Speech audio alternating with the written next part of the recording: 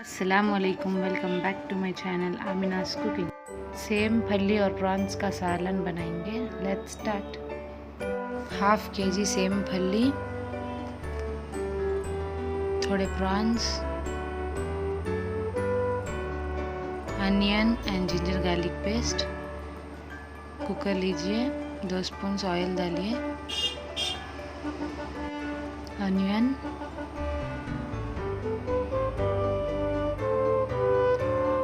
Coconut का paste बना लीजिए, हरी मिर्ची, जिंजर गार्लिक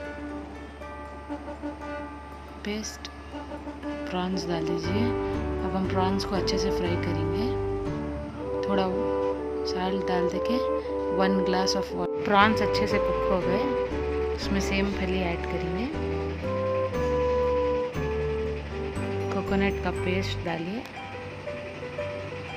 थोड़ी मिर्ची पाउडर, हल्दी पाउडर,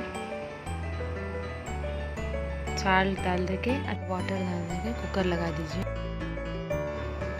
देखिए हमारी करी रेडी हो गई। बहुत ही टेस्टी बनती, ज़रूर ट्राई कीजिए और don't forget to like, share, comment and subscribe. Bye bye.